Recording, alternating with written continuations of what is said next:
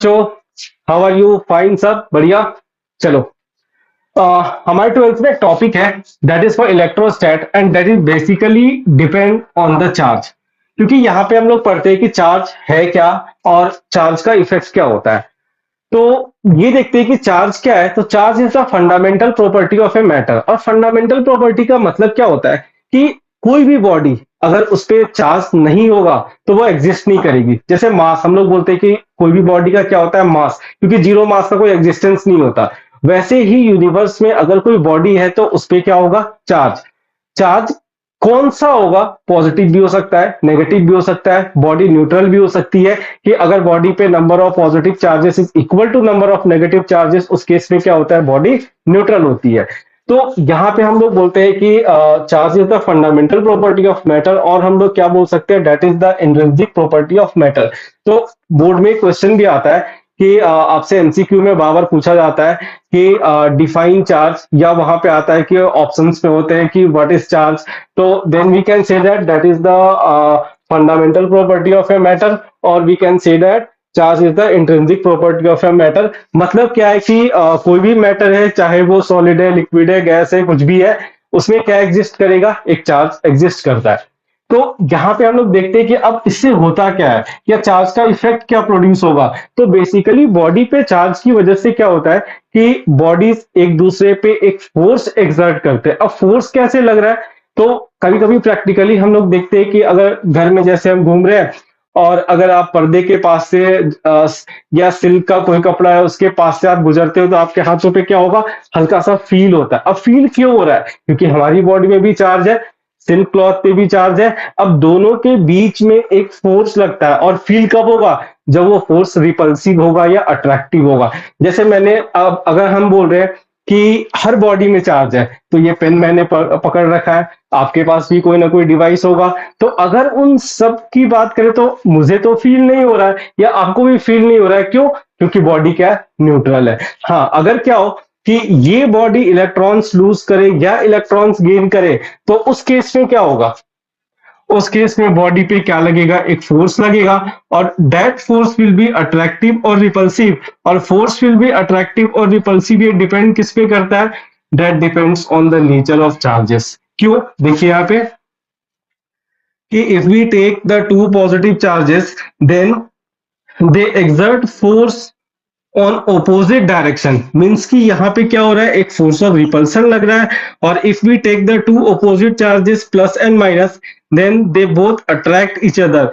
Means यहाँ पे क्या हो रहा है, एक फोर्स ऑफ अट्रैक्शन काम कर रहा है। Magnitude will B same if charges have the same magnitude. That means if we take the charge 5 coulomb and another charge will be minus 5 coulomb, then both charge will exert the same magnitude of force.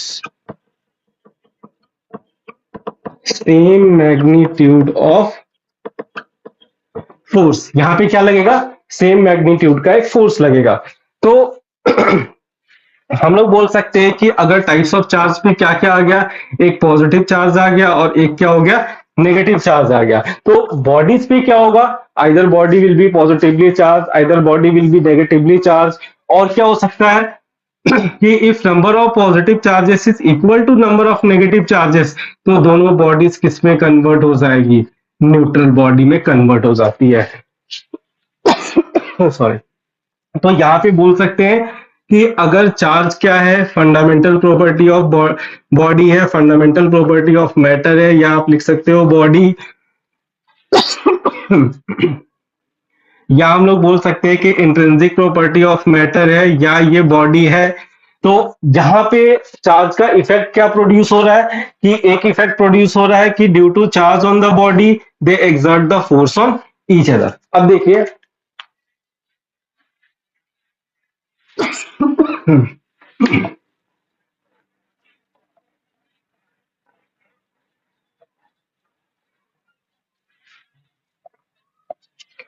कि suppose we take the example,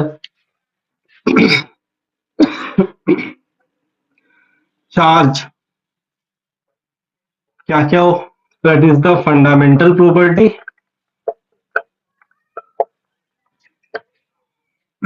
symbol क्या है, denoted by Q.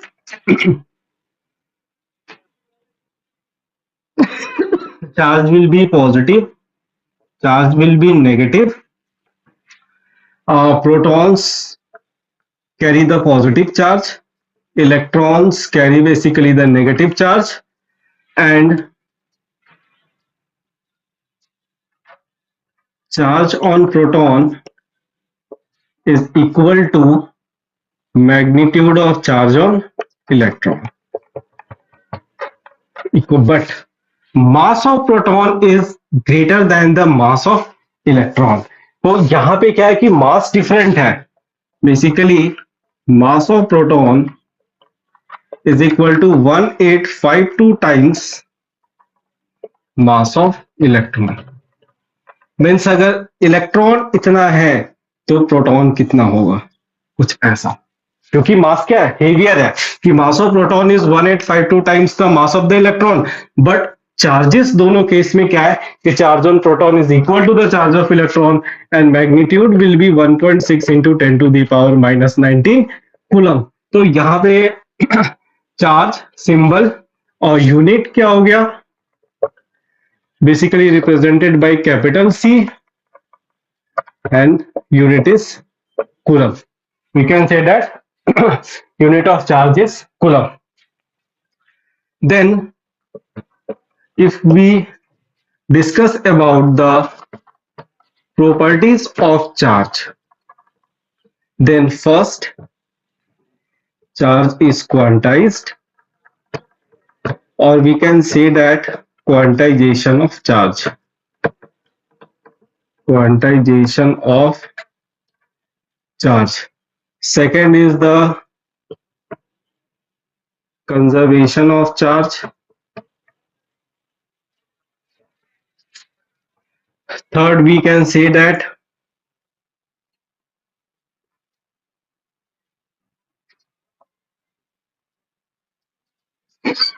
additive property. Additive property.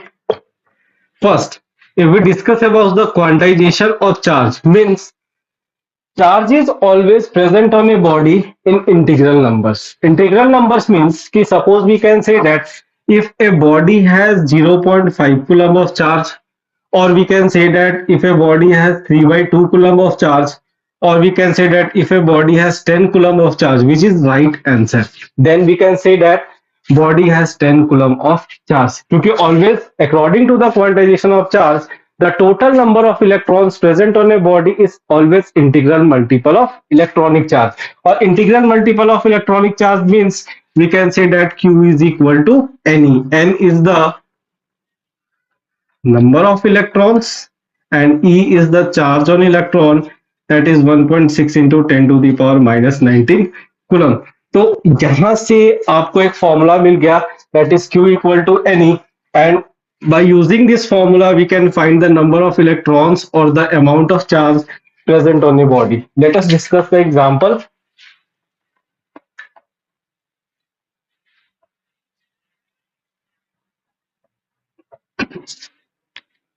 We have the formula Q equal to Ne. Q represent the charge present on the body, charge present on the body, and N is equal to number of electrons, and that is in the integral multiple of electronic charge, and E is charge on electron, that is 1.6 into 10 to the power -19 coulomb. Then suppose if there is a system and we can say that body has 10 coulomb of charge, then if we have to find the number of electrons on the body, then we can use this formula as Q equal to 10 coulomb. Then 10 is equal to N into 1.6 into 10 to the power -19.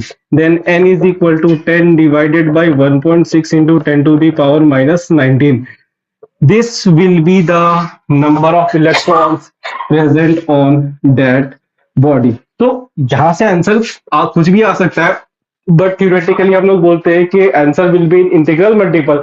But आपको questions में, numericals में कभी कभी ऐसा होता है कि n की वैल्यू क्या होगी, फ्रैक्शन पार्ट में भी मिल सकती है, जैसे सपोज कि 0.35 ऑफ चार्ज, तो that will be only right in case of numericals. But theoretically we can say that according to the quantization of charge, the total amount of charge present on the body is always integral multiple of electronic charge. Clear?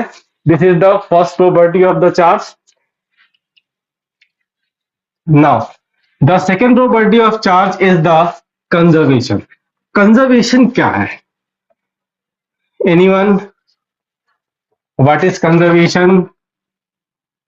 जैसे आपने पहले भी पढ़ा होगा, conservation of mass, conservation of energy. यहाँ पे conservation of charge क्या है? जैसे सपोज आपको बताते हैं कि मेरे पास 10 रुपए थे, मैंने क्या किया, अपनी इन दोनों पॉकेट्स में क्या किया, 5-5 रुपए रख दिया। अब मेरा एक दोस्त आता है, उसने क्या किया, 5 रुपए की चाय पी ली मुझसे, तो मेरे पास कितने बचे, 5। अब एक तीसरा दोस्त आता है, उसने क्या किया, 5 रुपए मेरे पॉकेट में डाल दिया, तो टोटल कितना बना, 10। तो टोटल अमाउंट मेरे पास क्या है, 10 है, 5 खर्च होने के बाद भी बचा कितना, 10। तो इसका मतलब है दैट इज कंजर्व। मीन्स कि अगर हम किसी भी बॉडी पे 100 कूलम का चार्ज है, या उस पर 50 कूलम का चार्ज है, या उस पर 20 कूलम का चार्ज है, हम उसको डिस्ट्रीब्यूट कर दें, अमाउंट कुछ भी हो सकता है, but total amount of charge remains the same. तो that is called the conservation of charge. तो यहां से हम क्या बोल सकते हैं, we can say that total amount of charge present on a body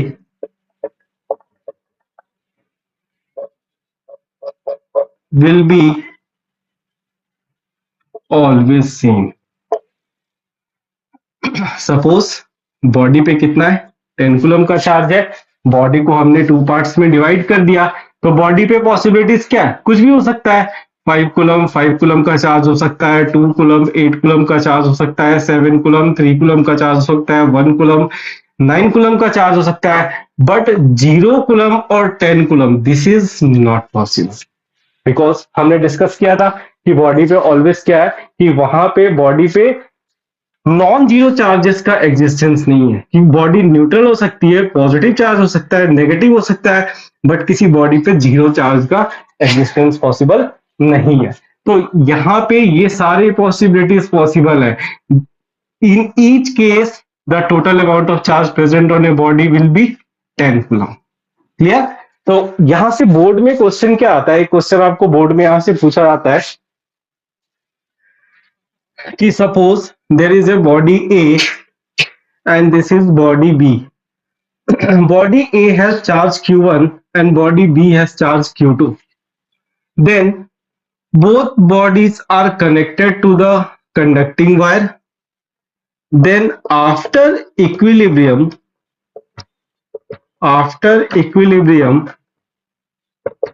what will be charge present on each body?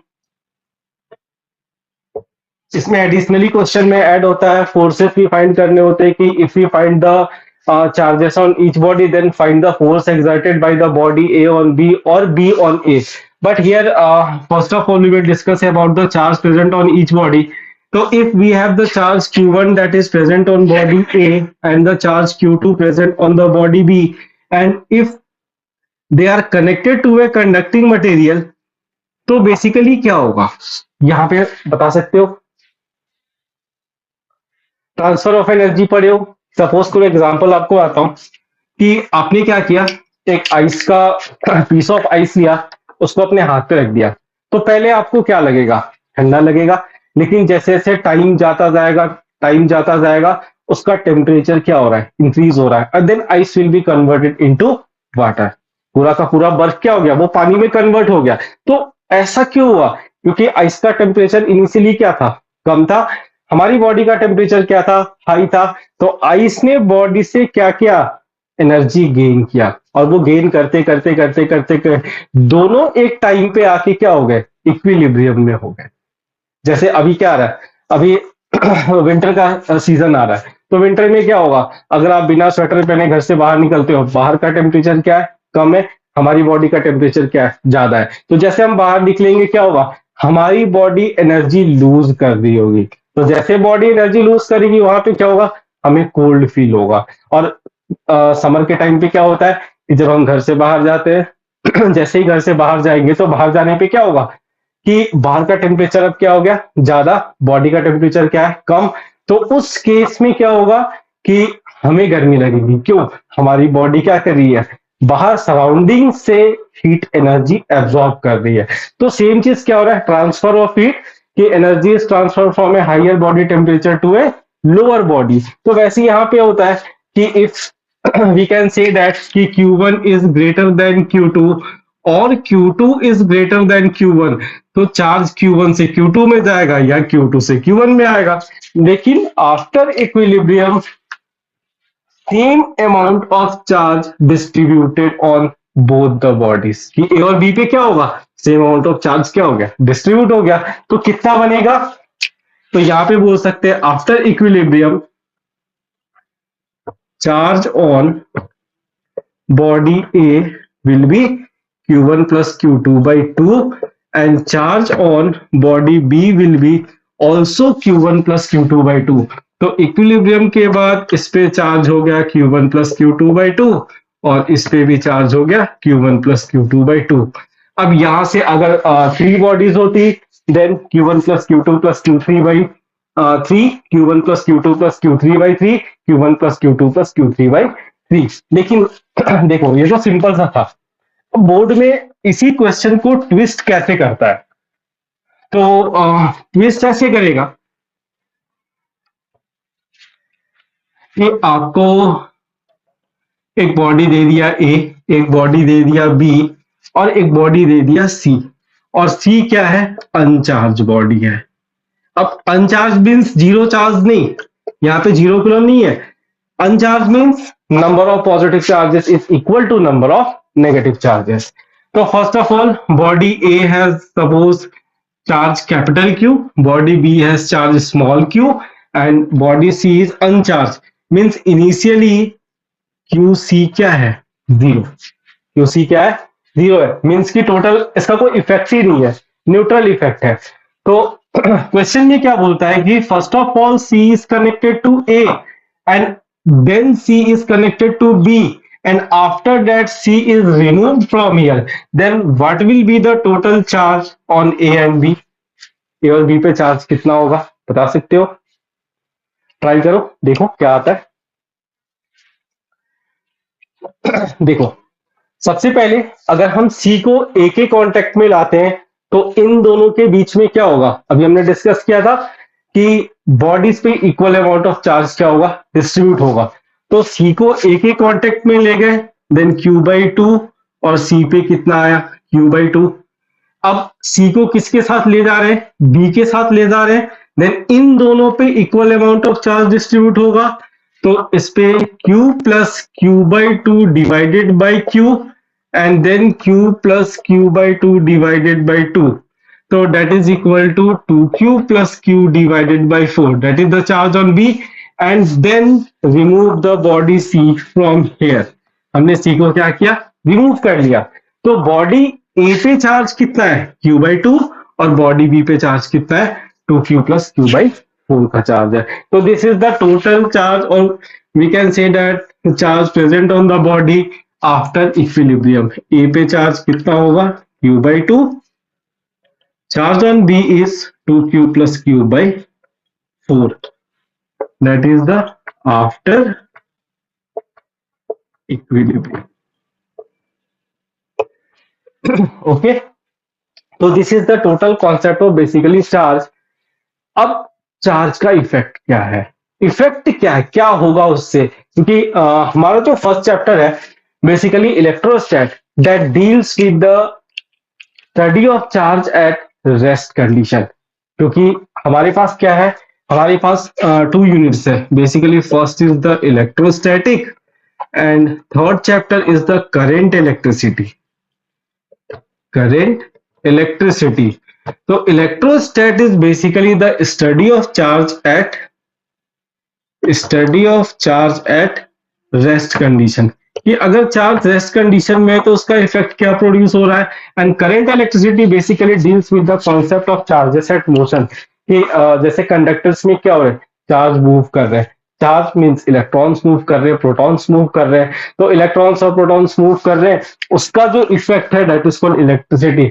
हम लोग बोलते हैं ना बिजली आ रही है, बिजली गिर रही है. तो बिजली गिरती नहीं है, बिजली आती नहीं है, क्या होती है वहां बेसिकली करंट फ्लो हो रहा है. और करंट फ्लो होने का रीजन क्या है, चार्ज का फ्लो होना. चार्ज जब फ्लो करेगा तो चार्ज के फ्लो होने से क्या होगा, इलेक्ट्रिसिटी प्रोड्यूस होती है. तो first of all here we discuss about the electrostatic. And electrostatic basically deals किस पे करता है, तो चार्जेस एट रेस्ट कंडीशन. कि आपने क्या किया,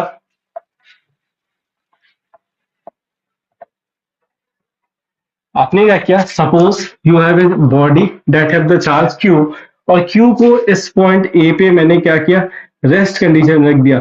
अब ये क्यू क्या इफेक्ट प्रोड्यूस करेगा. जैसे किसी को क्या करते हैं, किसी आदमी को एक चेयर पे बैठा दो तो उसका इफेक्ट क्या प्रोड्यूस करेगा, वो क्या करेगा, तो कर क्या सकता है, देखेगा, यहाँ देखेगा, वहां देखेगा, इधर देखेगा, उधर देखेगा. वो एक ऑब्जर्वेशन करता है अपने चारों तरफ की. वैसे ही चार्ज भी क्या करता है, अपना एक इफेक्ट प्रोड्यूस करता है, कि इसका क्या इफेक्ट हो रहा है. तो हम लोग इसका देखेंगे. फर्स्ट ऑफ ऑल क्या है, कि अगर बॉडी पे चार्ज है, कोई भी बॉडी है, बॉडी पे चार्ज क्यू है, देन फर्स्ट इफेक्ट क्या होगा, this will produce force on another body, on another body.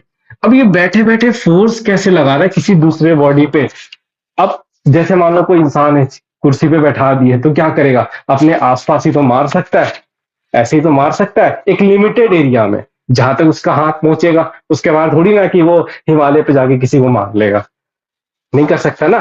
तो वैसे ही क्या है कि चार्ज का भी अपना क्या है, एक लिमिटेड एरिया, एक लिमिटेड एरिया तक वो क्या कर रहा है, एक फोर्स एक्सर्ट कर रहा है. तो फोर्स कैसे एक्सर्ट कर रहा है, तो हमने पहले स्टडी किया था कि if same charges are present there is the force of repulsion.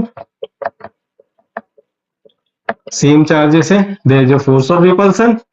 And if opposite charges are present, then there is force of attraction. तो repulsion and attraction यहाँ पे क्या है, depends on the nature of charges. Nature of charges पे क्या करता है, ये डिपेंड करता है. जैसे हमारे नेचर में भी क्या है कि यहाँ भी force of attraction, force of repulsion लग रहा है. जिसको पसंद नहीं है मुक्का मार के मुंह तोड़ देंगे, और जिसको पसंद है उसको आओ भाई आओ मेरे पास आओ. तो वही चीज है कि यहाँ पे फोर्स ऑफ रिपल्सन और जो फोर्स ऑफ अट्रैक्शन है, तो हम जिसको चाहते हैं, हम जिससे प्यार करते हैं उसको गले लगा रहे हैं, अट्रैक्ट कर रहे हैं. और जिसको नहीं चाहते उसको क्या कर रहे हैं, देख लेंगे बेटा, मिल लेना कल, ऐसे होता है ना रिपल्सन. तो that is the force of repulsion, और ये हमारा क्या है, फोर्स ऑफ अट्रैक्शन. तो वैसे ही इसका भी नेचर है. अब पॉजिटिव चार्ज है, कोई दूसरा पॉजिटिव चार्ज उसकी तरफ आ रहा है, भाग ले, निकल ले यहां से, क्योंकि पॉजिटिव पॉजिटिव के बीच में क्या हो रहा है, रिपल्सन हो रहा है. अब पॉजिटिव है, नेगेटिव आ रहा है, आजा, तो वो क्या करेगा, उसको अट्रैक्ट करेगा. तो वही अट्रैक्शन और रिपल्सन बेसिकली क्या है, दैट इज द फोर्स. अब फोर्स तो लग रहा है, लेकिन कितना, मैग्नीट्यूड क्या है, कितना अमाउंट ऑफ फोर्स लगा रहा है, तो that will be determine with the help of Coulomb's law. यहाँ पे कूलम ने एक लॉ दिया था जिससे हम लोग फाइंड क्या करते हैं, टू डिटरमाइन द